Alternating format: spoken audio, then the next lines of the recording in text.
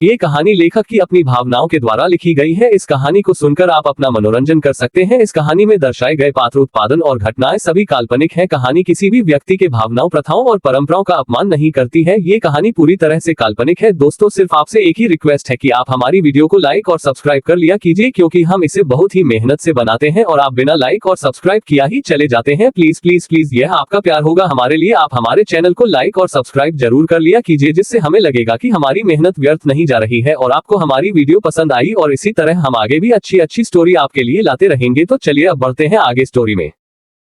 जब ओम कृष्णा के पीछे जा रहा था तभी उसका फोन बजता है। कॉलर आईडी को देख वो वहीं रुक जाता है।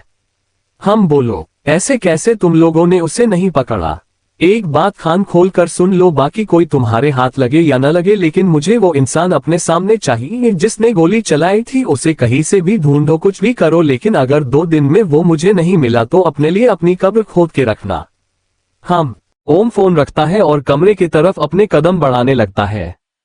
जैसे ही वो कृष्णा के कमरे का गेट खोलता है उसके कदम वहीं रुक जाते हैं। अंदर सिर्फ अंधेरा था। कृष्णा ने लाइट ऑन करने की भी कोशिश नहीं की थी। ओम अपने फोन की लाइट ऑन कर स्विच बोर्ड ढूंढने लगता है जो कुछ कदम की दूरी पर है। उसे मिल भी जाता है, जिसे चालू करने के बाद पूरा कमरा आप साफ दिखने लगता है। तभी बाथरूम का गेट खुलता है और कृष्णा अंदर आती है। आज वो सच में थक गई थी और ओम से कोई भी बात करने का कोई फायदा नहीं था, इसलिए उसे भी फ्रेश होने का कह बालकनी के साइड चली जाती है और किसी को कॉल करती है। हम बोलो, क्या खबर है? उधर से आवाज आती है।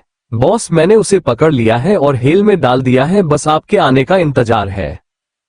ठीक है, उसकी अच्छी से खातिरदारी करो, मैं कल आऊंगी, आज तुम संभाल लो। इसे पहले कि कृष्णा कॉल काटती उधर से फिर से आवाज आती है। बॉस, वो मिस्टर ओल्ड रंधावा आपकी जानकारी निकाल रहे हैं। पहले भी उन्हें ऐसा किया था, लेकिन हमने सब संभाल लिया। क्या हमें कुछ करना चाहिए? नहीं, तुम्हें कुछ भी करने की जरूरत नहीं है। मैं ये मामला खुद संभाल लूंगी। अभी जितना कहा गया है उतना करो और हाँ, सभी पर अपनी नजर रखें। एक भी गलती नहीं होनी चाहिए। कृष्णा की ऑरा इस वक्त बहुत डरावना हो गया था। इतना कह वो फोन रख देती है। कृष्णा जो चांद को एक तक देख कुछ सोच रही थी, तब भी उपयोग अपने पीछे किसी की उपस्थिति महसूस होती है, जिसे वो समझ जाती है कि ओम आ गया है। मेरी एक बात ध्यान से सुन लो, सुबह होते ही यहाँ से चले जाना और आज की रात तुम सोफे पर सो सकते हो और अगर नहीं सोना तो गेस्ट रूम है, वहां चले जाना। इतना कह बिना उसकी किसी भी बात को सुने अपने बिस्तर पर कंबल तान आंखें बंद कर देती है। ओम कुछ कहना तो चाहता था, लेकिन उसने भी सोचा इसे ज्यादा उसके कुछ बोला तो सयाद घर में रुकना भी और न मिले। वो वही राखे सोफे पर लेट जाता है। सोडा वाकई में बड़ा था तो इस्तेमाल करने के लिए नहीं हुए। सोफे पर लेट वो अपना चेहरा कृष्णा की तरफ मोड़ लेता है। ऐसे ही उसे देखते हुए कब नींद की आगीश में चला जाता है उसे खुद नहीं पता। वही उसके सोने के बाद कृष्णा उठती है और दराज से कोई दवा निकाल उसे खाकर सो जाती है, लेकिन उसने देखा नहीं कि सोफे पर अभी कुछ हलचल हुई थी। वही रंधावा मशन में रंजीत जी ने एक पुरानी एल्बम निकाली जिसमें उनकी वो खूबसूरत याद थी जिसे वो हर दम याद रखना चाहते थे, लेकिन जैसे ही वो उसे खोलते हैं उन्हें ऐसा लगता है जैसे कि जसवंत जी जगने वाली है, तो जल्दी से वो एल्बम वापस अपनी जगह रख देते हैं। वो नहीं चाहते थे कि जसवंत जी फिर से दुखी हो जाएं या बार बार कृष्णा के बारे में सोचे। अभी भी उनके लिए तनाव खतरा ला सकता था। बस वो भी जसवंत जी के बगल में आकर लेट जाते हैं। अब बस उन्हें इंतजार था ये जानने का कि कृष्णा उनकी कृषु है या नहीं। रात के किस पीहर सोचते हुए उनकी आंख लग जाती है, पता नहीं चलता। अगली सुबह रंधावा मशन में आज सुबह उतनी चहल पहल नहीं थी। कल की घटना के कारण सब बहुत ज्यादा तनाव में थे, जिसे सभी को थोड़ा देर हो गई थी। वही रेवती जी और सुधा दोनों ही सुबह सुबह कहीं निकल गईं, जिसे किसी को कोई मतलब नहीं था। एल खन्ना मंशन के बाहर एक घड़ी आकार रुकती है और हमसे से रेवती जी और सुधा दोनों बाहर निकलती हैं। अभी सुबह के 9 बज रहे थे। दोनों ही अंदर चले जाते हैं। गार्ड्स ने ये बात रोहित जी को बता दी थी। उन्हें भी समझ नहीं आया कि क्यों इतनी सुबह सुबह वो दोनों यहाँ आ गया है, लेकिन इतना अंदाजा था कि कोई मकसद तो होगा। रेवती जी पहले ऋतु जी को भी पसंद नहीं करती थी क्योंकि वो अनथ थी। उनके हिसाब से वो रोहित के स्टैंडर्ड को मैच नहीं करती थी। भले ही वो रोहित के सामने कुछ न कहे, लेकिन जब वो लोग नहीं होते थे तो ताना कसना उन्होंने बिल्कुल नहीं छोड़ा था। और ऐसा बिल्कुल नहीं था कि इस बारे में रोहित को पता नहीं था, उसे सब कुछ पता था, लेकिन उनका रिश्ते में बड़े होने के कारण वो अपने आप को रोक लेता था। दोनों ही अंदर जाने लगते हैं। दोनों की नजर बस उस बड़े से महल पर थी। ऐसा नहीं था कि रंधावा मंशन छोटा था, लेकिन लालची लोगों को कितना भी कुछ दिखा दो उनके लिए काम ही है। अंदर ऋतु जी नाश्ते की तैयारी कर रही थी, वही रोहित जी सोफे पर बैठे उनका इंतजार। दोनों अंदर आते हैं तो रोहित जी उन्हें बैठने का इशारा करते हैं, उन्हें बस ये जानना था कि वो यहाँ क्यों आए हैं। कुछ पल बाद में ऋतु जी भी वहां आती हैं और रेवती जी के पैर छूती हैं, लेकिन इस बार वो अपनी बातों में कुछ ज्यादा ही मिश्री घोल के आ गई थी। बोलिए, इतनी सुबह यहाँ कैसे आना हुआ आपका? रोहित जी सीधे उनके आने का कारण पूछ लेते हैं, जिसे रेवती जी थोड़ा सकपका जाती है, लेकिन फिर खुद को संभाल कहती है, वो बेटा जी मैं चाहती थी कि तुम सुधा को अपने ऑफिस में किसी अच्छी पोस्ट पर काम दे दो। ये बहुत मेहनती है, तुम्हें कभी शिकायत का मौका नहीं देगी। हाँ, एक काम करो, इसे ना वो क्या कहते हैं, हाँ ओमकार का असिस्टेंट बना दो। रोहित जी और ऋतु जी बस उनकी बेसमी देख रहे थे। दोनों में से कोई भी हैरान नहीं हुआ, क्योंकि इतना तो वो जानते थे कि बुआ जी किसी से मेल मिलाप बस अपने मतलब के लिए करती है। इस पर रोहित उन्हें जवाब देता है, आपको ऐसा क्यों लगता है कि मैं अपने ऑफिस में बिना किसी मेहनत के नौकरी दूंगा? अगर आपको इसकी नौकरी ही दिलवानी है तो रंधावा में दिलवाएं, यहाँ आने की क्या जरूरत है? और अगर मेरे ऑफिस में काम करना है तो जब इंटरव्यू होता है तब आए दे, अगर सिलेक्शन होता है तो इसका स्वागत है हमारे ऑफिस में, लेकिन सिफारिश की उम्मीद हमसे मत करिएगा। वैसे भी अब ऑफिस की बागडोर ओम के हाथों में है और सिफारिश का इस्तेमाल करें, इसे नफरत है, उसे अच्छा होगा कि आप ये भूल जाएं। और बेटा तुम मेहनत करो, अगर काबिलियत है तो तुम्हारे लिए ये आम बात है, लेकिन यहाँ सिफारिश की कोई गुंजाइश नहीं है। रोहित जी की बात रेवती जी के मुंह पर एक चमकता था। वो यहाँ किस लिए आए थे ये शायद रोहित जी ने भाप लिया था। उनको बहुत बेकार महसूस हो रही थी, लेकिन हद तो तब हो गई जब उन्होंने ओम के बारे में कुछ ऐसा कहा जिसे सुन रोहित और ऋतु जी दोनों को बहुत गुस्सा आता है। कृष्णा का रूम बेड पर दो लोग सुकून से सोया हुए थे। ओम भी कृष्णा के बगल में उसके सर को अपने सीने से लगाए सुकून से सोया हुआ था। धीरे धीरे ओम की आंख खुलती है तो उसे अपने ऊपर कुछ भारी महसूस होता है। जब वो थोड़ा नीचे देखता है तो उसके होठों पर एक बहुत प्यारी से मुस्कुराहट आ जाती है। ये सुबह उसके लिए किसी जन्नत से कम नहीं थी और वो चाहता था कि ये जन्नत वो हर सुबह महसूस करे। कृष्णा के चेहरे पर भी सुकून दिख रहा था, जैसे इतने अच्छे से सोए उसको बरसों हो गया हो, और शायद ये सच भी था। इस वक्त वो असली कृष्णा से बिल्कुल अलग एक प्यारी से बच्ची लग रही थी, जिसके चेहरे पर मासूमियत ने जगह बनाई हुई होला। ओम जो कृष्ण को एक तक देख बस मुस्कुराए जा रहा था, लेकिन अचानक उसकी मुस्कुराहट फीकी पड़ने लगती है। जब उसे रात में जो कृष्ण की हालत थी वो याद आती है। वो सोचने लगता है, वो याद करता है कि जब कृष्णा को देखते हुए उसकी आंख भारी हो गई थी तो उसने अपनी आंखें बंद कर ली थी। तभी कुछ पल के बाद उसे कुछ आवाज आने लगती थी। जब उसने देखा तो कृष्णा शायद कोई दवा ले रही थी, लेकिन उसे लगा शायद पेन किलर होगा तो वो भी सो जाता है। आधी रात को उसकी नींद किसी के चिल्लाने की आवाज से उठती है। वैसे भी उसकी नींद थोड़ी कच्ची थी, दूसरे जगह सोने के कारण, तो वो थोड़ी आवाज से ही उठ जाती है। हड़बड़ा कर उठने के कारण वो गिरते गिरते बचता है। तब उसकी नजर बिस्तर पर लेटी कृष्णा पर जाती है, जो कुछ बड़बड़ा रही थी, तो वो जल्दी से उसके पास जाता है। कृष्णा का पूरा फेस पसीने से भींगा हुआ था, जबकि बड़ी का टेम्परेचर लो ही था। वो लगातार कुछ बड़बड़ा रही थी। ओम उसकी ये हालत देख बहुत घबरा जाता है और उसके बगल में बैठकर जगने की कोशिश करता है, लेकिन कृष्णा उसकी बात पर कोई रिएक्शन नहीं दे रही थी। वो तुरंत उसे थोड़ा ऊपर उठाकर अपने सीने से लगा लेता है और शांत करने की कोशिश करने लगता है। सस कृष्णा शांत हो जाओ, देखो देखो मैं यहीं हूँ तुम्हारे पास, होश में आओ, कोई नहीं है यहाँ। दोनों पास थे, बहुत पास, लेकिन इस बार सिचुएशन अलग थी। कृष्णा को इतना दर्द और तकलीफ में वो देख नहीं पा रहा था। क्या इतना दर्द है उसके अंदर? शायद हाँ, तभी तो एक मासूम सी प्यारी सी बच्ची जिसके मन में बस प्यार देना और लेना ही रहता था, आज एक खामोश बेरहम लड़की बन गई है।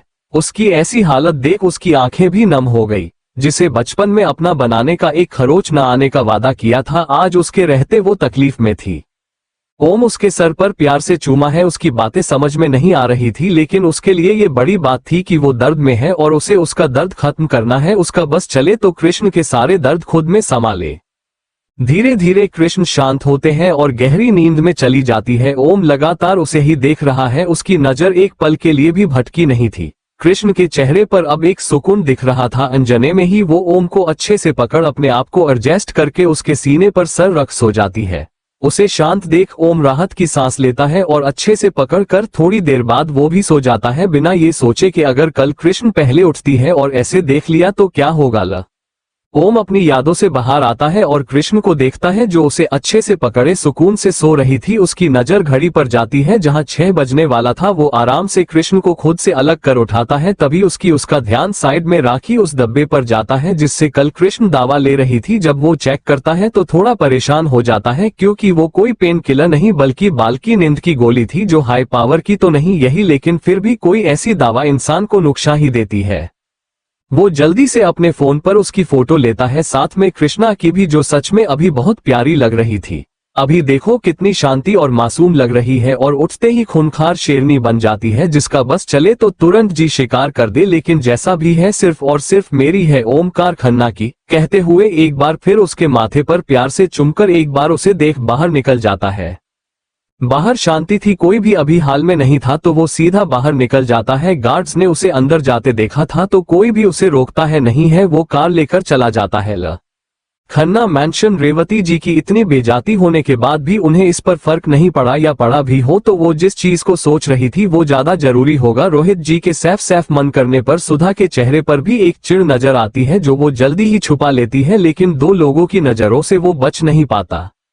देखो बेटा, मैं तुम्हें खुलकर बोलती हूँ, मैं एक और कारण से यहाँ आई हूँ। मैं चाहती हूँ कि तुम सुधा को अपनी बहू के रूप में देखो। मेरी सुधा और ओम की जोड़ी बहुत कमाल की लगेगी। रोहित जी और ऋतु जी का अंदाजा तो था कि वो कुछ ऐसा जरूर कहेंगी जिसका फायदा हो, और उन्हें कहा भी ऋतु जी को सुधा से कोई परेशानी नहीं थी, वो तो उसे जानती भी नहीं थी। लेकिन कल जो रोहित ने कहा उसे बाद में वो भी चाहिए थी कि ओम की जोड़ी किसी ऐसे से बने जो उसे एक कदम आगे हो, उसे टक्कर दे।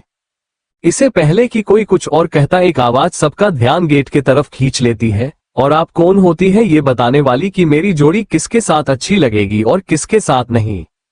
रेवती जी और सुधा अपने जगह से खड़े हो जाते हैं। सामने ओम एक टी-शर्ट और लोअर पहनने के अंदर आ रहा था। उसका ऐश पास से बहुत ही खतरनाक आभा निकल रहा था। वो तब से वहां खड़ा था जब से रेवती जी ने बकवास करना जारी किया था।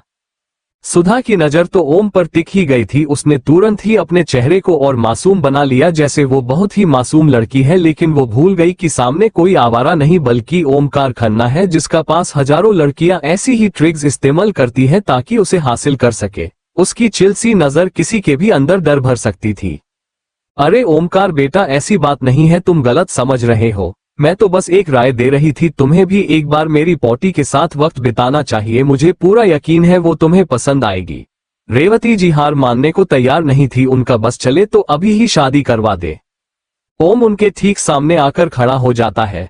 मेरी एक बात कान खोलकर सुन लीजिए, मैं शादी करूंगा तो अपनी पसंद से, जो मुझे मिल चुकी है, तो अपनी ये पोती को साथ ले लीजिए और जहां से आए हैं वही लौट जाए। माँ मेरा नाश्ता तैयार करिए, मैं तैयार होकर आता हूँ। इतना कह वो ऊपर अपने कमरे की तरफ चला जाता है। ओम ने एक बार में ही रेवती जी का मुंह बंद कर दिया था। वो रोहित जी से कुछ कहने को होती है उससे पहले ही वो बोल देते हैं, हमसे कोई उम्मीद मत रखिएगा बुआ जी, क्योंकि मैं या ऋतु कोई भी उसे कुछ नहीं कहने वाला है। अगर उसने अपने लिए किसी को पसंद किया है तो हम उसे बिना किसी परेशानी के अपनाएंगे। अब जब उन्हें लगता है कि कुछ नहीं होने वाला है तो वो सुधा का हाथ पकड़ बाहर चली जाती है। दादी हम क्यों घर जा रहे हैं? आपने तो कहा था न कि मेरी शादी ओम से होगी, उसके बाद मेरा राज होगा इस एम्पायर पर। लेकिन उसने तो किसी या को पसंद कर लिया है, अब मेरा क्या होगा? उसकी इस बल्ले पर वो चालाकी से मुस्कुराती हुई कहती है, उसकी चिंता तू मत कर, तेरी शादी सिर्फ और सिर्फ ओमकार से ही होगी। वो उस लड़की को पसंद करता है तो क्या हुआ, मर्दों को कैसे अपने जाल में फंसाना है ये मुझे बहुत अच्छे से पता है। तू बस वो करती जा जो मैं तुझसे कहती हूँ। वही ऊपर कमरे में ओम किसी से बहुत सीरियस होकर बात कर रहा था। मैंने तुम्हें भेज दिया है, मुझे इसकी सारी जानकारी चाहिए। ठीक है मैं आता हूँ। सारी जानकारी सही होनी चाहिए, मुझे गलती और गलती करने वाले दोनों से नफरत है। वही ऋतु जी बहुत खुश नजर आ रही है। वो रोहित जी के गले लगते हुए खुशी से कहती है, आपने एकदम सच कहा था, हमारा बेटा उस लड़की को पसंद करता है। मैं बहुत ज्यादा खुश हूँ कि मुझे भी एक बेटी मिलेगी। और सुना आपने अभी अभी उसने कहा कि वो किसी को पसंद करता है। मैं अभी उसे पसंद करता हूँ। वो जैसे ही जाने वाली होती है तभी सिटी हॉस्पिटल आईसीयू वार्ड से 5 डॉक्टर बाहर आते हैं। 2 को छोड़ बाकी सभी चले जाते हैं। कल रात एक एक्सीडेंट केस आया था जिसमें एक कपल की बहुत बुरी तरह से कार एक्सीडेंट हो जाती है, लेकिन दोनों की ही सांसें चल रही थी। दोनों की हालत बहुत गंभीर थी, खासकर उस औरत की, क्योंकि वो 9 महीने की प्रेग्नेंट थी। राज उस औरत के पति का इलाज कर रहा था और कोई रिस्क नहीं लेना चाहता था, इसलिए उसने आदित्य को बुला लिया था। आदित्य और सिया के साथ कुछ और डॉक्टर्स ने मिलकर उस औरत और उसके बच्चा दोनों को बचा लिया था। 8 घंटे की मेहनत के बाद उनकी सर्जरी और बच्चे का जन्म दोनों अच्छे से हो गया। धन्यवाद मिस्टर अग्निहोत्री, आप सही वक्त पर आ गए, वरना एक साथ 2 सर्जरी करना पापा के लिए नामुमकिन था और आज आपके कारण हम 2 जिंदगियों को बचा पाए हैं। सिया आदित्य के सामने खड़े होकर कहती है। इसमें धन्यवाद यूं कहने की कोई जरूरत नहीं है मिस जिंदल, ये हमारा फर्ज है। लोग हम पर भरोसा करते हैं तो हमारा भी फर्ज बनता है कि हम उसके विश्वास को टूटने न दे। और आप मुझे आदित्य कह सकती हैं, ये मिस्टर अग्निहोत्री से अच्छा रहेगा। आदित्य अपनी बात कहता है। जी मिस्टर अग्निहोत्री। सॉरी आदित्य जी, आप थक गए होंगे, चलिए साथ में कॉफी पीते हैं। यहाँ की कॉफी बहुत अच्छी होती है, आपको जरूर पसंद आएगी। और आप भी मुझे मिस जिंदल के जगह सिया कहेंगे तो मुझे अच्छा लगेगा। सिया उसे अपने साथ चलने का इशारा करते हुए कहते हैं। जरूर सिया जी, अभी मुझे कॉफी की बहुत जरूरत है, चलो साथ चलते हैं। आदित्य भी जाने को तैयार हो जाता है। दोनों साथ में चलते हुए कैंटीन की तरफ जा रहे थे। आदित्य जी, वो कल के लिए सॉरी, जल्दबाजी में मैं आपसे टकरा गई थी, लेकिन बस उस औरत की हालत देख थोड़ी परेशानी हो गई थी, इसलिए। आदित्य सिया को बीच में ही रोक दिया जाता है। मैं समझता हूँ सिया जी, और गलती आपकी नहीं मेरी थी, मुझे ध्यान देना चाहिए था। और अब ये सब सोच परेशान होने से अच्छा है हम कॉफी पी ले। दोनों एक दूसरे से बात करने लगता है। बुरे में राज भी आ जाता है और आदित्य को एक रूम भी देता है ताकि वो फ्रेश होकर थोड़ा आराम कर ले। कृष्णा का रूम। ओम के जाने के लगभग 10 मिनट बाद ही कृष्णा की नींद खुल जाती है। कल के पैनिक अटैक के कारण उसके सर में बहुत दर्द हो रहा था। वो उठते ही अपना सर पकड़ लेती है। उसे पता चल गया था कि कल भी उस पर पैनिक अटैक आया था। उसने जल्दी रिएक्ट नहीं किया, तभी उसकी नजर अपने बगल में बेड पर पड़े सिलवाटों पर जाती है। वो सोफे पर देखती है तो ओम वहाँ नहीं दिखता, लेकिन उसका स्वेट वही रखा हुआ था। उसे एक बार में ही पता चल गया कि कल ओम बेड पर उसके साथ था। उसके बहुत से लोग शांत हो गए हैं। कुछ सोचकर वो एक नजर घड़ी पर डालती है तो वहाँ 6:30 दिखा रहा था। 4 बजे उठने वाली आज इतनी देर से उठी है, लेकिन फिर भी ये नींद बकियों में सबसे अच्छी और सुकून भरी थी। पता नहीं वो क्या सोच रही थी, लेकिन वो बिना इस चीज पर रिएक्ट किए कि ओम उसकी परमिशन के बिना उसके साथ था, वो आराम से कमरे से बाहर निकल जाती है। 2 घंटे बाद कृष्णा अपने कमरे में वापस आती है। उसका पूरा शरीर पसीने से बिना हुआ था, साथ ही उसके हाथ में जो ओम ने कल पट्टी बांधी थी वो पूरी लाल हो गई थी खून से, लेकिन उसे कोई फर्क ही नहीं पड़ रहा था। वो सीधे अपने बाथरूम में जाती है। जब बाहर आती है तो उसने बाथरोब डाल रखा था, उसके हाथ से पट्टी भी गायब थी। वो किसी को कॉल करती है और तैयार होकर बिना नाश्ता किए बाहर चली जाती है। रॉयल होटल ये एक 10 स्टार होटल के साथ रेस्टोरेंट भी है। यहाँ बड़े बड़े लोग अक्सर आते हैं। नीचे के फ्लोर पर टेबल रखे हुए हैं। रेस्टोरेंट के वही ऊपरी हिस्से में बता गया था जिसमें वीवीआईपी के लिए स्पेशल व्यवस्था की गई थी, और उसके ऊपर के बाकी फ्लोर में कमरे थे। उसी दूसरे खंड के एक कमरे में जो कांच का था, जिसमें बाहर के लोग अंदर क्या हो रहा है नहीं देख सकते थे, लेकिन अंदर बैठे लोग बाहर की हर एक हरकत को आराम से देख सकते थे। उससे 2 लोग एक दूसरे के आमने सामने बैठे हुए थे। मेरे बारे में क्यों पता करना चाहते हैं आप? दोनों में से एक लड़की थी। वो अपने सामने बैठे आदमी से ये सवाल करती है। मैं कुछ समझ नहीं पा रहा हूँ कि क्या कहना चाहती है आप। सामने वाला आदमी थोड़ा कंफ्यूज हो जाता है इस सवाल पर। उसके चेहरे पर थोड़ी परेशानी दिखती है। हाँ, कोई फायदा नहीं है, जब तक मैं न चाहूँ आप मेरे बारे में एक चीज पता नहीं लगा सकते। उठते हुए उनको देख हल्के ठंडी आवाज में कहती है, अच्छा होगा आप अपने घर पर ध्यान दे, इतनी मेहनत करके भी आप कुछ पता नहीं लगा पाएंगे। बोल जैसे ही वो गेट तक जाती है, पीछे वाला आदमी कुछ ऐसा कहता है जिसमें उसके कदम वहीं रुक जाते हैं। खन्ना मैंशन। ओम अपने कैमरे में लैपटॉप पर कुछ काम कर रहा था। वह अभी तक ताजा नहीं हुआ था। उसका पूरा ध्यान अपने लैपटॉप की स्क्रीन पर था। उसे अभी तक होश नहीं था कि उसके पास में रखा फोन कब से बज रहा था। वह एक नजर देखा तक नहीं कि किसकी कॉल है। उसके हाथ तेजी से कीबोर्ड पर चल रहे थे। कुछ पल खराब उसकी हाथ रुकते हैं, तब उसके होठों पर एक टेढ़ी मुस्कान और चेहरे पर सैतानी चमक नजर आ रही थी। बहुत हो गया चुपन चुपी का खेल, अब होगा आमना सामना, देखते हैं इस बार तुम कैसी बचती हो। तैयार हो जाओ, इस बार बाजी मेरे हाथ में है। मेरम अपने फोन से किसी को कॉल कर कहता है, क्वीन के आदमियों को खबर करो कि किंग उनसे मिलना चाहता है और उन लोगों को ढूंढने की अब कोई जरूरत नहीं है। मुझे पता है वो क्या है। तुम लोग अब अपने मिशन पर ध्यान दो। कॉल काट खुद से कहता है, इस बार मुलाकात किंग और क्वीन की होगी। मैं जरूर देखना चाहूंगा इस बार तुम क्या करती हो और क्वीन कितनी बेरहम है। हाँ हाँ हाँ।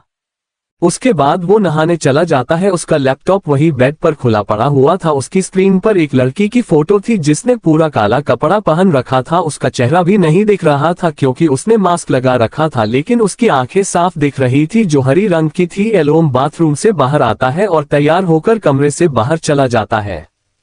रंधावा मैंशन। आज सुबह सुबह ही रंजीत जी कहीं बाहर चले गए। उन्हें बस इतना बताया कि कोई बहुत जरूरी काम है। वो अक्सर किसी के काम से बाहर जाते थे तो किसी ने कुछ भी नहीं पूछा। कोई भी आज ऑफिस नहीं जाने वाला था। एक तो कल का डर, साथ ही थकावट के कारण आज सभी ने घर पर ही रहने का फैसला किया था।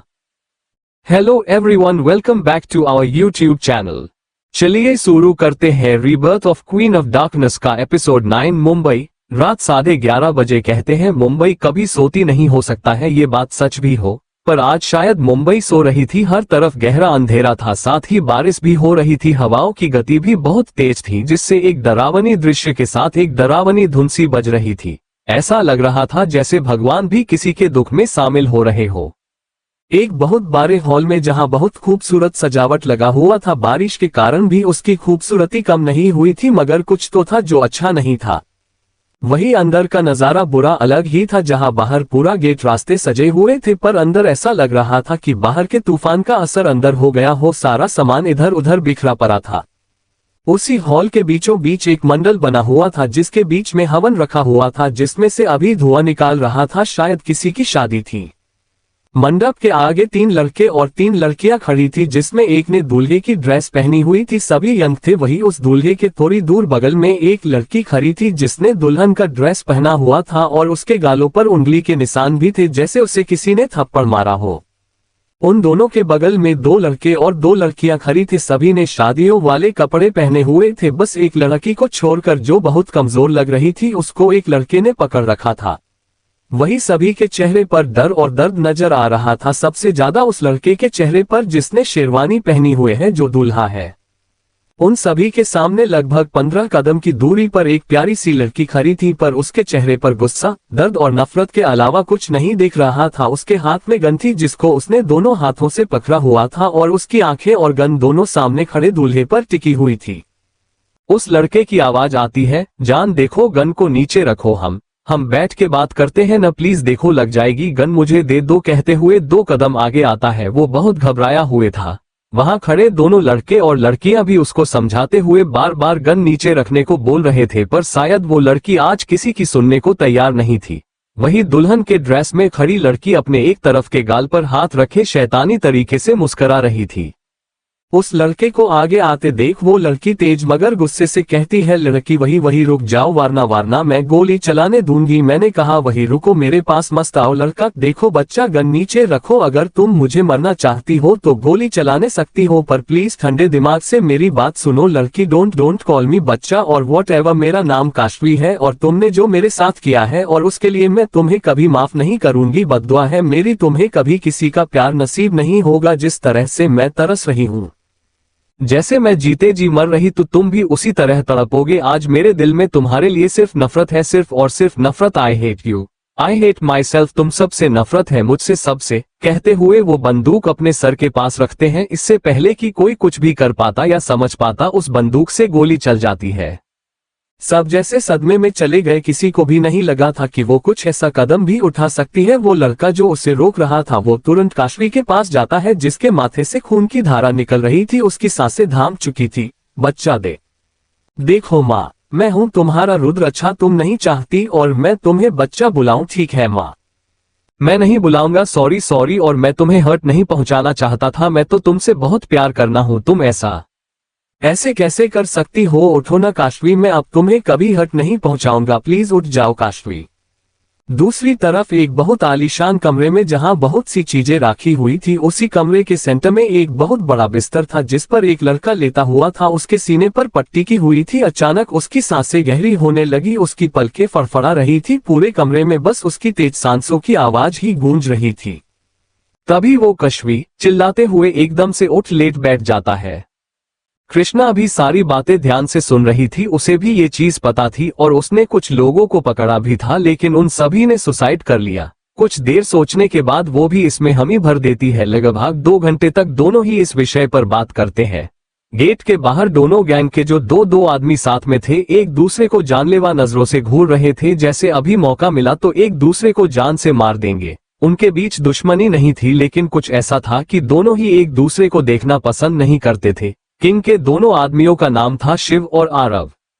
अंदर दोनों की बातें खत्म होती है तो कृष्णा वहां से जाने को होती है। उसने कुछ कदम ही बढ़ाए थे कि किंग ने एक ही झटके के साथ उसे अपनी तरफ खींच लिया है, जिससे वो उसके सीने से जा लगती है। तभी किंग कुछ ऐसा करता है जिसे कृष्णा खुद बहुत हैरान रह जाती है।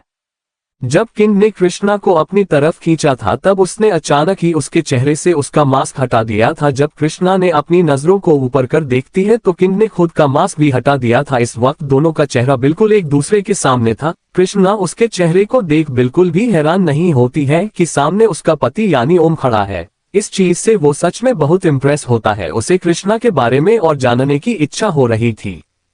कृष्णा की हाइट बहुत अच्छी थी, लेकिन ओम ही थोड़ा लंबा था, जिससे वो उसके सीने से हल्का सा ऊपर तक आ रही थी। दोनों का चेहरा के दूसरे के बेहद करीब था। ओम की नीली आंखों में जब कृष्णा देखती है तो उसे ऐसा लगता है जैसे वो उसमें धुपती ही जा रही है। उससे ये भी होश नहीं रहता कि थोड़ी पलक भी झपका दे। वही ओम जब उसे खुद में ऐसे खोया दिखता है तो मानो उसका मन एकदम गदगद हो जाता है। इससे अच्छा पल क्या हो सकता है जब आपका पार्टनर, आपका प्यार सिर्फ आप में खोया हो। वही हो रहा था ओम के साथ। ओम उसे अपने और करीब खींचता है। अभी दोनों के दरमिया हवा जेन तक की जगह नहीं थी।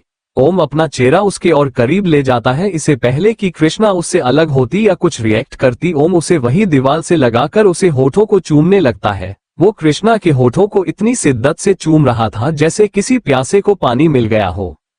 कृष्णा जो ओम की आंखों में ही देख रही थी, जब उसे वो अपने बहुत करीब महसूस करती है, लेकिन वो कुछ भी करती उससे पहले ही उसके होठ ओम के होठों में उलझ गए। कृष्णा की आंखें हैरानी से फैल जाती है। ओम अपने होंठ उसके होठों से उलझा रहा था। कृष्णा खुद उसमें खोने से खुद को नहीं रोक पा रही थी, लेकिन कुछ तो था जो उसे ओम से दूर होने के लिए मजबूर कर रहा था। ओम उसमें पूरा खोसा गया था। उसने कृष्णा के हाथ पर पहले ही ब्लॉक कर लिया था ताकि वो उससे दूर न जाए, और ऐसा हुआ भी। कृष्णा के लाख कोशिश करने के बाद भी वो अपने आप को छुड़वा नहीं पा रही थी। एक तो पहले से ही पीछे दीवार था, ऊपर से आगे ओम ने उसे चारों तरफ से जकड़ लिया था। कृष्ण थोड़ी देर संघर्ष करती है और जब उससे बदतमीजी नहीं होती तो वो सामने देखते हुए अपने सर को हल्का पिच करती है तो वो दीवार से जा सकता है। इसी के साथ बूम की आवाज के साथ अपना सर ओम के सर पर जोर से मारती है। उसने अपनी पूरी ताकत लगाई दी थी, जिस कारण ओम तुरंत ही उसे और उसके होठों को चोर अपना सर पकड़ लेता है। दर्द तो कृष्णा को भी हो रहा था, लेकिन अभी सबक सिखाना ज्यादा जरूरी था। ओम के पीछे होते ही वो अपना लेफ्ट पैर को ऊपर उठाती है और अपने घुटने को ऊपर कर उसके प्राइवेट पार्ट पर जोर से वार करती है।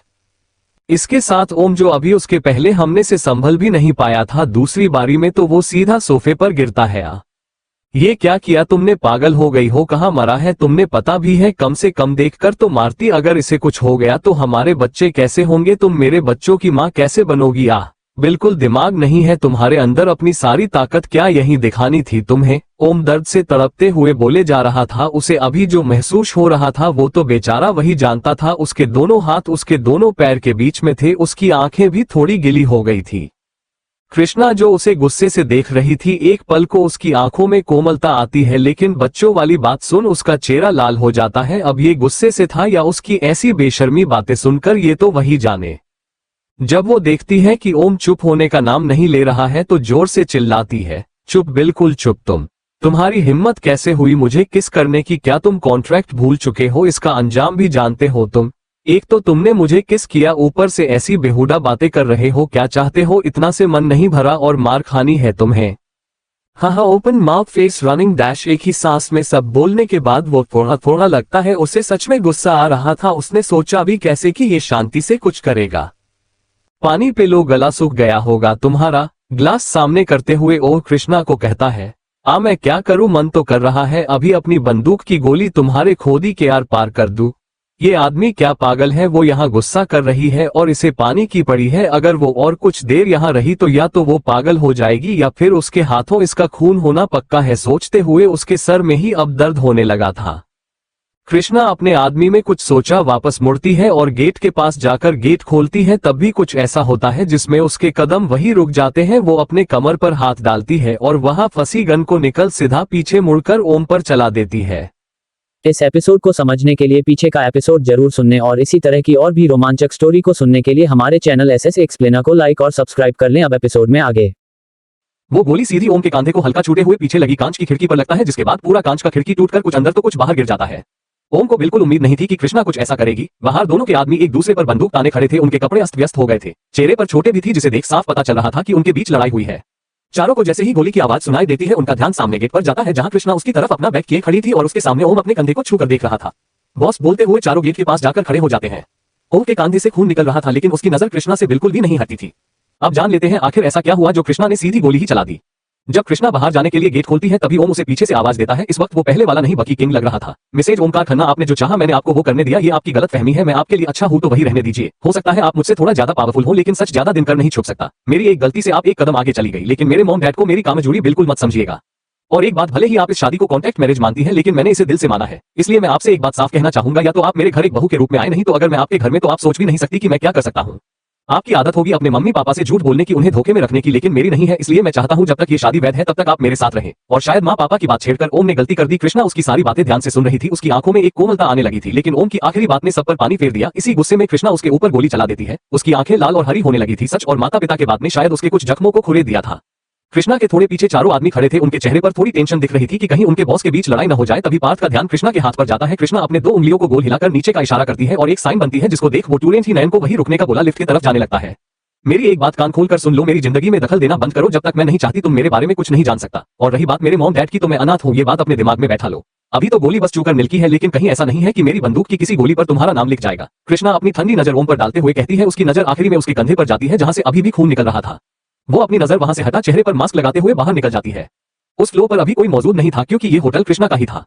कृष्णा के पीछे पीछे नयन भी आने लगता है। कुछ ही देर में वो लोग पार्किंग एरिया में मौजूद थे। ये एक खुला जगह था। कृष्णा आगे जाते ही अपनी कार के पास जाकर खड़ी हो जाती है। उसके दिमाग में अभी जंग चल रही थी, कभी ओम की बात तो कभी उसका उस पर गन चलाना। कुछ आवाजें सब एक साथ जैसे आपस में ही लड़ रहे हो। जब उससे और बर्दाश्त नहीं होता हो, एक झटका से कार की तरफ मुड़ उसकी कांच पर जोर से मुक्का मार देती है। कांच की खिड़की उसके एक ही वार से टूटकर चकनाचूर हो गई थी। नयन और पार्थ दोनों उसके पीछे ही खड़े थे। अपने बॉस को ऐसे देख उन्हें बहुत दुख हो रहा था, लेकिन वो भी क्या कर सकते थे। दूसरी कार मंगवाओ। कृष्णा की कठोर आवाज उनके कानों तक आती है। वो लोग जल्दी से दूसरी कार लाने चले जाते हैं। वही ऊपर ओम उस टूटी हुई खिड़की से नीचे देख रहा था। उसे एक परछाई दिख रही थी, जिसने अभी अभी कांच तोड़ा था। उसे पता था वो कोई और नहीं कृष्णा ही है। मैं जानती हूँ तुम किसी को अपना अतीत नहीं बताना चाहती, लेकिन वादा है मेरा खुद से और तुमसे, तुम्हारे सभी जख्मों को अपने प्यार से भर दूंगा। बस मौका है करने का। उसने सोच लिया था, चाहे शाम बांध दंड भेद कुछ भी क्यों ना अपनाना पड़े, वो कृष्णा को पूरी तरह से जानकर रहेगा और उसके लिए दोनों का साथ रहना जरूरी है। इसके लिए उसने कुछ सोच रखा था। अब देखना यह होगा कि क्या कृष्णा ओम के साथ रहेगी एक घर में। ओम की नजर फ्लो पर गिरे कांच पर जाती है, जहां जगह जगह खून के छींटे लगे हुए थे। उसकी भौहें सिकुड़ जाती है, क्योंकि ये उसका नहीं था और गोली में इतना खून नहीं लगा कि वो कांच को रंग दे। उसके दिमाग में आता है, क्या कोई और भी था यहाँ? आखिर किसका खून है ये? बॉस, अब हमें यहाँ से निकलना चाहिए। ज्यादा समय तक यहाँ रहना सही नहीं है। आपको हॉस्पिटल भी चलना है। आरव अंदर सर झुका खड़े होने हुए कहते हैं। हम चलो जरा यहाँ का सीसीटीवी चेक करो, देखो क्या खादी के पास को खड़ा था। वो बाहर निकलते हुए उसको ऑर्डर देता है। लेकिन बॉस, ये होटल मैम का है और यहाँ बिना उनकी अनुमति के कोई उस कमरे में नहीं जा सकता है। आरव जल्दी से उसके पीछे चलते हुए कहते हैं। उसकी बात सुन ओम कुछ पल के लिए एक जगह रुक जाता है और अपनी आईब्रो पर उंगली घुमाने लगता है। वो ये कैसे भूल गया कि ये होटल अग्निहोत्री का है? उसे लग रहा था कोई तो था वहां पर। एक बार तो उसके मन में आया कि कहीं कृष्णा के उस बाहर वाले पर तो गोली नहीं चलाई, लेकिन अपने शब्दों को याद कर वो खुद में ही टाल देता है। तब तक लिफ्ट आ जाती है और दोनों अंदर चले जाते हैं। उसके बुरे वो लोग सीधे खन्ना हवेली जाने लगते हैं, क्योंकि रोहित जी ने उसे घर आने को कहा था। दूसरी तरफ एक छोटे से घर जो लगभग जंगलों के बीचों बीच मौजूद था। आसपास सिर्फ जानवरों के रोने चिल्लाने की आवाज सुनाने दे रही थी, जो वहां के माहौल को और डरावना कर रहा था। एक कार जंगलों के बीच बने रास्ते से होते हुए छोटे घर से करीब 1 किलोमीटर दूर रुकती है, क्योंकि आगे जाने का रास्ता नहीं था और अगर आगे जाना है तो भी कोई पैदल ही जा सकते हैं। कार से एक जोड़ी बाहर आती है, जिसने सैंडल पहन रखा था। एक काले हिजाब पहनी महिला उस कार से बाहर आती है। एक नजर आसपास दौड़ाते हुए उस रास्ते से आगे बढ़ने लगती है। कुछ दूर चलने के बाद वो उस घर के सामने खड़ी थी। वो जल्दी से घर के अंदर घुसती है। घर के अंदर चारों तरफ अंधेरा ही अंधेरा था। वो औरत 2-3 तभी उसके कानों के साथ, हमारे शुद्ध घर में एक आवाज गूंजती है। क्या बात है, क्यों आए हो और क्यों मुझसे मिलना चाहती थी तुम? वो आवाज किसी आदमी की थी। उस आदमी की आवाज में थोड़ी घड़घड़ाहट थी जिसे ये समझ जा सकता है कि वो थोड़ा उम्रदराज आदमी होगा। उस औरत की नजर उस तरफ जाती है जहां से आवाज आ रही थी, लेकिन कुछ भी सही से नहीं दिख रहा था, बस आवाज आ रही थी। तुमसे कुछ काम था, तुमने कहा था मुझे जब भी तुम्हारी जरूरत होगी तुम तैयार रहोगे, हमें औरत ने आगे बढ़ते हुए कहा। और तुम्हें ऐसा क्यों लगता है कि मैं तुम्हारी बात मानूंगा? फिर से हमें आदमी की आवाज सुनाओ। भूलो मत, तुम्हारे कहने पर ही मैंने उसे जसवंत रंधावा को जहर दिया था, वो औरत सबसे अच्छे हुए कहती है। तो इसमें मैं क्या करूं? तुमने मेरे जितना भी काम किया है उन सभी ने काम की कीमत मुंह खोलकर मांगी है और उस काम की कीमत मैं दे चुका हूं। उल्टा मुझे तुमसे वो कीमत वापस मांगनी चाहिए क्योंकि तुम तो उसे जहर देने में कामयाब हुई ही नहीं। उस आदमी ने उसका मजाक उड़ाते हुए कहा, मैंने वही जहर मिला था जो तुमने दी थी। अगर उसने काम नहीं किया मतलब गलती तुम्हारी है। मुझसे उम्मीद मत रखना कि मैं वो पैसे तुम्हें वापस करूंगी। वो औरत अब उस आदमी के पीछे थी। उसने गुस्से से सब कुछ कहा, मैं चाहती हूँ कि तुम कुछ ही करो लेकिन ओमकार लन्ना की शादी मेरी पौटी से करवा दो। इसके लिए तुम जो बोलोगे मैं वो करने को तैयार हो। अपने गुस्से को नफरत हुए इस बार वो शांति से कहती है, हाँ, सपने अच्छे देखने लगी हो। तुम्हें क्या लगता है मैंने शादी ब्योरे खोल रहा है? मुझे अपने काम से मतलब है, तुम नहीं तो कोई और करेगा मेरा काम। अब शांति से जैसे आए हो निकल जाओ, नहीं तो जिंदा वापस जाने नहीं दूंगा। इस बार वो आदमी गुस्से से कहता है। वो औरत उसकी बात सुन जैसी थी बिल्कुल वैसी ही वापस चली जाती है। रंजीत बहुत कम समय है तेरे पास। अगर तेरे मरने से पहले मैंने तुझे सो मौत नहीं मारी तो मेरा नाम भी संस्कार राणे नहीं। पहले तेरी पोती, अब तेरी जान से प्यारी बीवी की बारी है। पूरे घर को शमशान बना दूंगा, किसी को नहीं छोड़ूंगा। गुस्से से हाथ में पकड़ी लाठी को पटकते हुए कहता है। वही पास में रखा फोन बजने लगता है। जी बॉस, सब रेडी है। हाँ, कंटेनर रेडी है। हाँ, इस बार सारी ताजी कालिया है।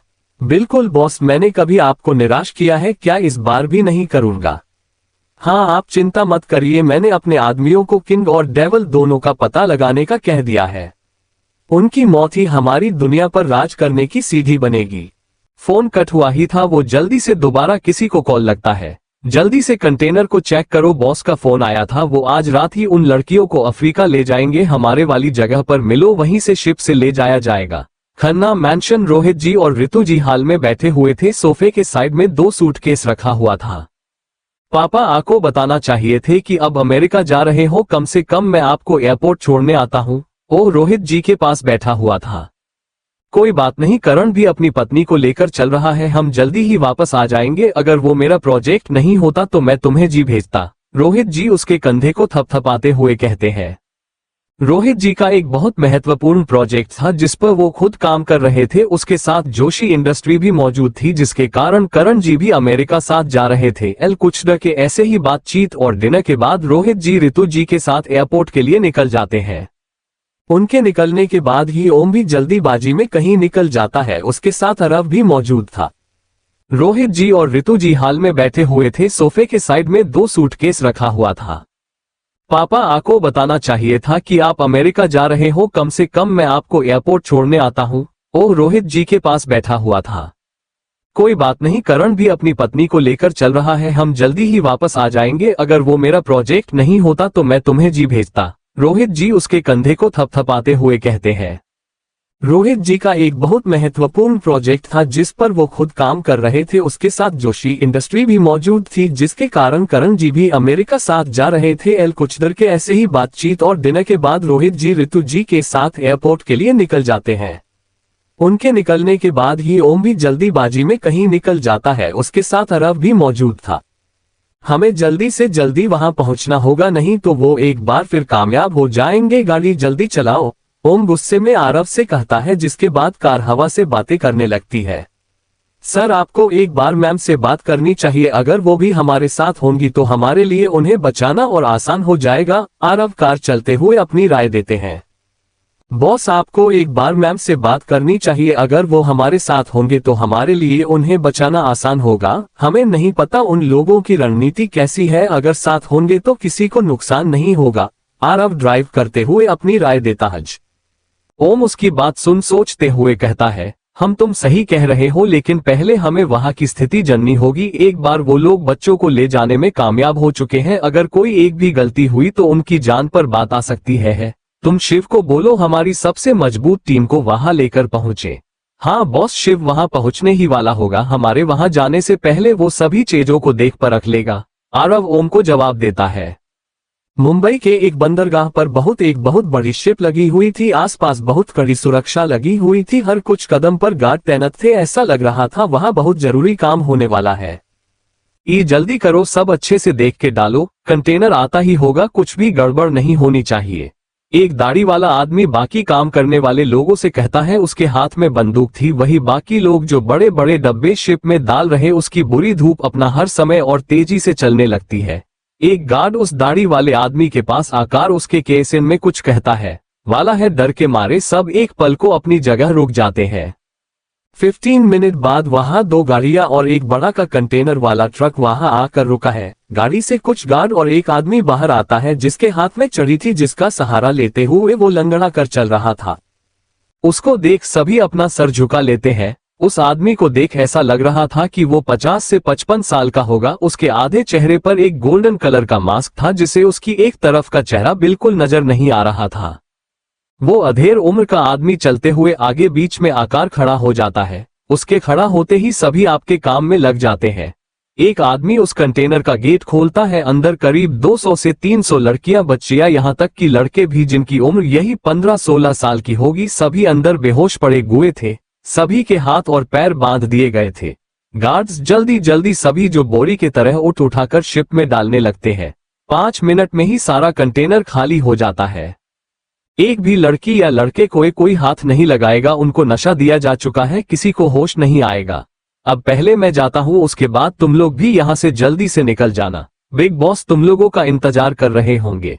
अगर इनमें से कोई भी उठ जाता है तो ड्रग का हाई डोज दे देना। वो आदमी यानी कि उसका बॉस दाढ़ी वाले आदमी से कहता है। उसके बाद जिस कार से आया था उससे ही वापस चला जाता है।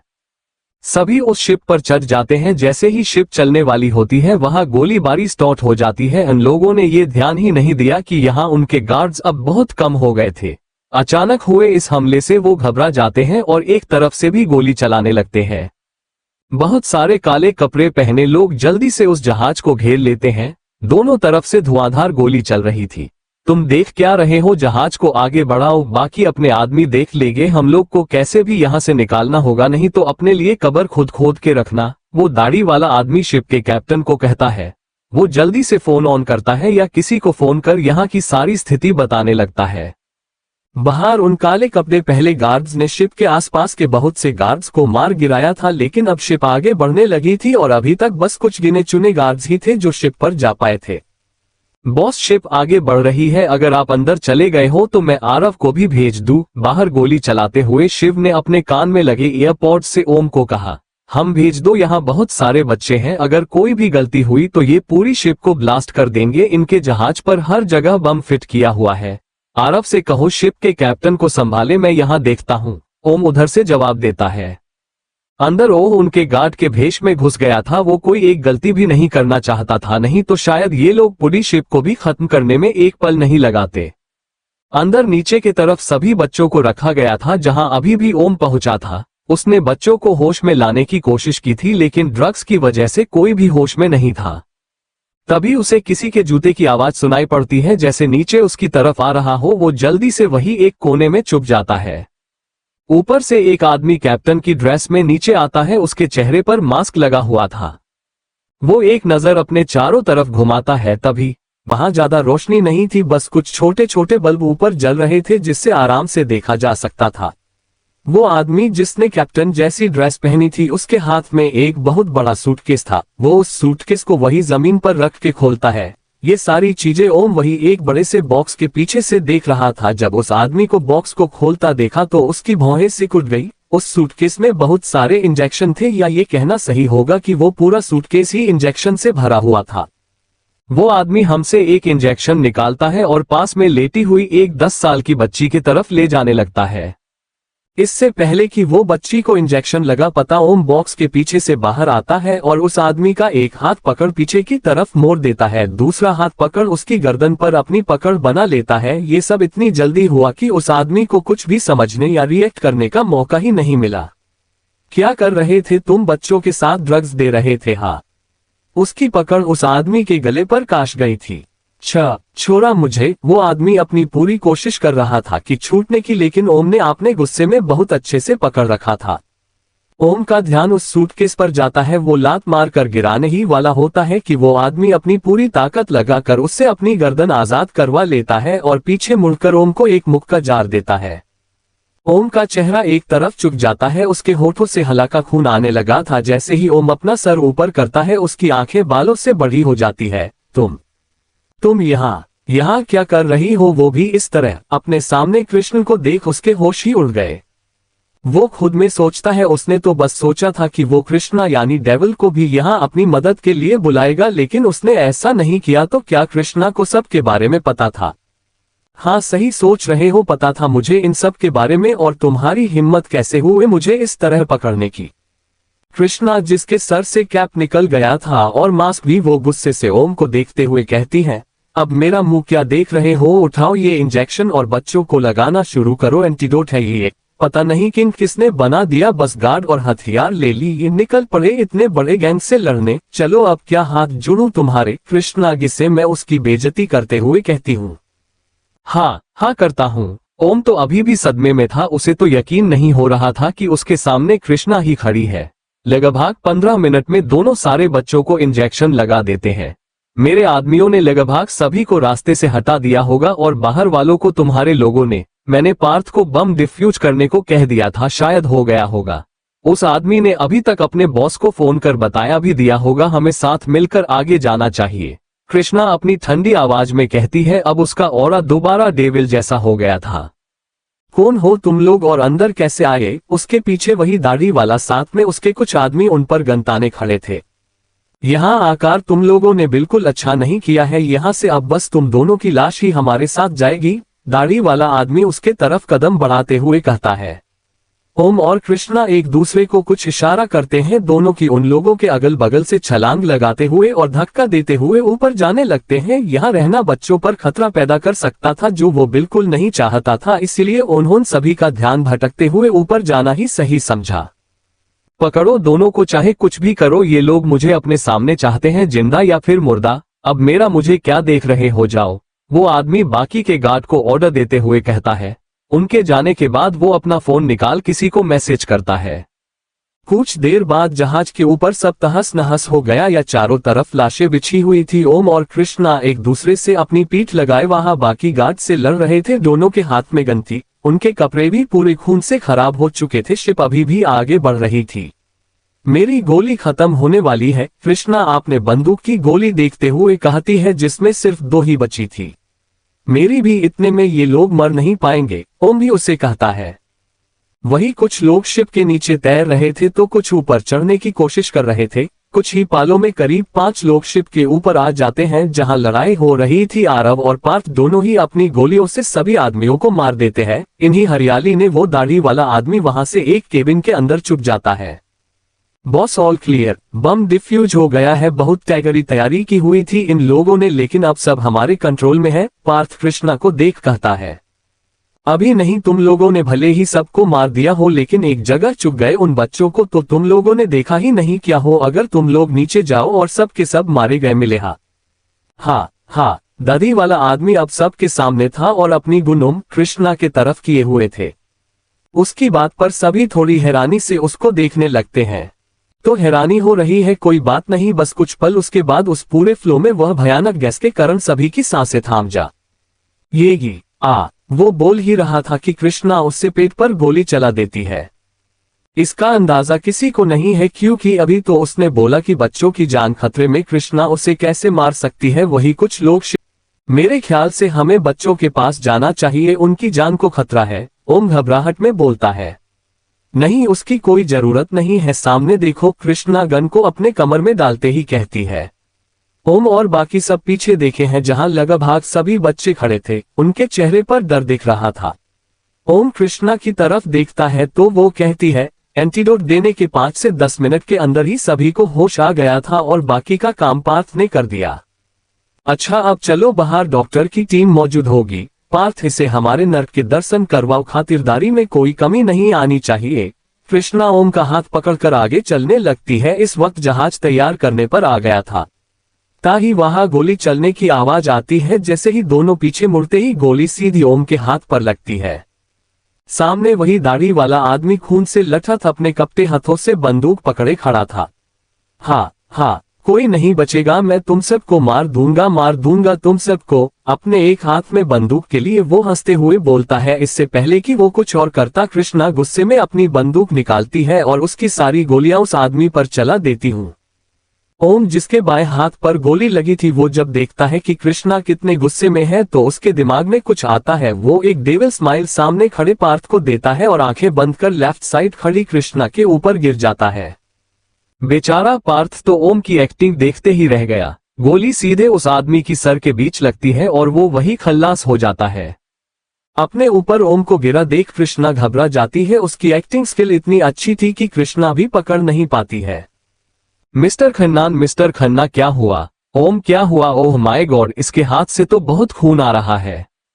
पार्थ जल्दी आओ, जल्दी से इन्हें नीचे ले जाने में मदद करो। कृष्णा ओम के गालों को थपथपाते हुए उठाने की कोशिश करते हैं लेकिन वो कोई प्रतिक्रिया नहीं देता है, जिसके बाद वो पार्थ को अपनी मदद के लिए बुलाती है।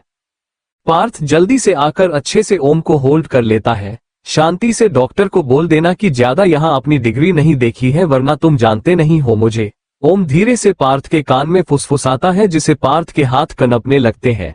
क्या कर रहे हो? अच्छे से पकड़ो, अगर ये गिरा ना तो। पार्थ के कारण फिर से सारा भर कृष्णा पर आ गया था। कुछ देर में सभी किनारे पर वहां डॉक्टरों के लिए बड़ी सी वैन भी थी, जिसमें वो बच्चों को अच्छे से जांच कर रहे थे। वही एक वैन में ओम लेटा हुआ था और डॉक्टर डरे हुए उसके हाथों पर पट्टी कर रहे थे। पार्थ ने उन्हें पहले ही सब समझा दिया था, लेकिन कृष्णा की आभा ही ऐसी थी कि झूठ बोलते हुए भी उनकी जान निकल रही थी। कृष्णा वही उनके पास खड़े होकर हर एक चीज देख रही थी। इन्हें अभी प्रॉपर आराम की जरूरत है। शायद इन्होंने कुछ दिनों से अच्छे से ना ही आराम किया है और ना ही खाना खाया है, इसलिए खून निकालने के कारण ये बेहोश हो गया।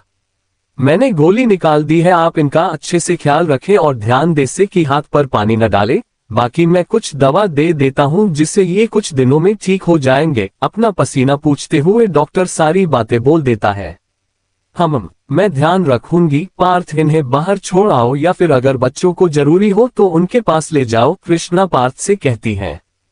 लेडी बॉस, अच्छा होगा अगर आप बॉस को अपने साथ ले जाएं, क्योंकि बड़े सर और मैम देश से बाहर चले गए हैं। ऐसे में बॉस अपना ख्याल बिल्कुल भी नहीं रखेंगे। आरव जो वही खड़ा था वो कृष्णा से रिक्वेस्ट करना है। ओम जो अपनी आंखें बंद कर सब सुन रहा था, उसे आरव की बात सुन उस पर गर्व महसूस होता है। ठीक है, इसे गाड़ी में ले आओ, तब तक मैं बच्चों को देख लेती हूँ। इतना कह वो वैन से उतर जाती है और बच्चों के साइड चली जाती है। आज पहली बार मुझे ऐसा लग रहा है कि तुम्हें अपने साथ रख मेरा कुछ फायदा हुआ है। गेट बंद होने के बाद ओम अपने बिस्तर से उठकर आरव से कहता है, जो उसके इस रिएक्शन से सदमे में चला गया था।